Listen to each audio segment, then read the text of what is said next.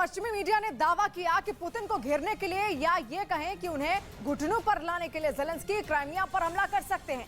8 साल पहले 2014 में रूस ने क्राइमिया पर कब्जा कर लिया था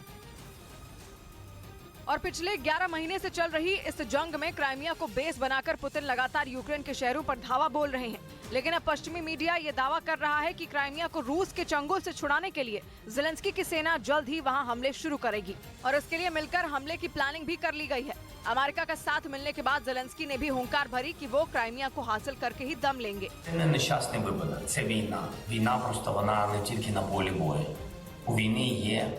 पश्चिमी मीडिया का ये भी कहना है कि क्राइमिया पर हमला करने के लिए अमेरिका यूक्रेन को घातक और खतरनाक हथियारों की सप्लाई भी करेगा। हालांकि अब तक क्राइमिया पर हमले को लेकर अमेरिका किसी भी तरह की बयानबाजी से बचता रहा है, लेकिन अब उसने रूस को घेरने के लिए अपनी रणनीति ही बदल दी और अमेरिका ने न सिर्फ क्राइमिया को यूक्रेन का हिस्सा बताया, बल्कि उसने ये तक कह दिया कि ज़ेलेंस्की के पास उसे फिर से हासिल करने का हक है।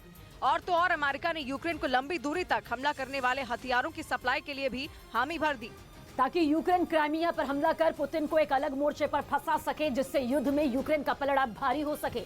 क्योंकि अमेरिका को ये लगता है कि क्राइमिया पर हमला होने के बाद पुतिन यूक्रेन से अपने कदम पीछे खींच लेंगे। लेकिन पश्चिमी मीडिया का ये भी दावा है कि क्राइमिया पर हमले की सूरत में पुतिन एटम बम का बटन भी दबा सकते हैं, जिसकी वो कई बार धमकी दे चुके हैं।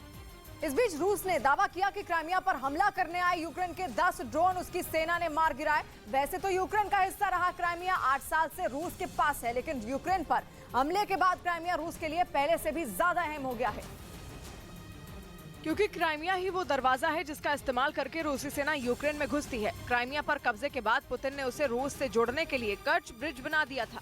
इसी ब्रिज का इस्तेमाल करके रूस घातक हथियार और सैनिक क्राइमिया तक पहुंचाता है, जहां से यूक्रेन पर हमला करना आसान हो जाता है। क्राइमिया रूस के लिए इतना अहम है कि उसे खोने के बारे में पुतिन सपने में भी नहीं सोच सकते।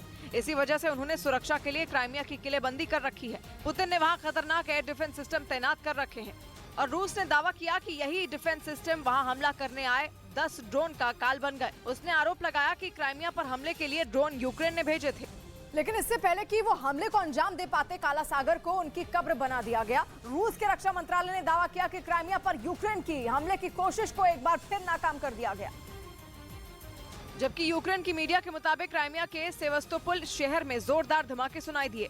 काला सागर के किनारे बसा ये वही शहर है जहां रूस का एक बेहद अहम नेवल बेस भी है। सेवस्तोपोल नेवल बेस पर ही रूस ने पनडुब्बियां और जंगी जहाज का एक बड़ा बेड़ा तैनात कर रखा है। यूक्रेन से काफी करीब इस बेस पर तैनात कुछ पनडुब्बियां तो ऐसी हैं जिन पर ताकतवर कैलिबर मिसाइलें भी तैनात हैं। और कहा जाता है कि कई बार इसी नेवल बेस का इस्तेमाल करके यूक्रेन पर मिसाइलों की बारिश भी की गई। इसीलिए सेवस्तोपोल हमेशा से यूक्रेन के निशाने पर रहा है और अब यूक्रेन दावा कर रहा है कि सेवस्तोपोल में एक नहीं बल्कि कई धमाके होते हुए सुनाई दिए।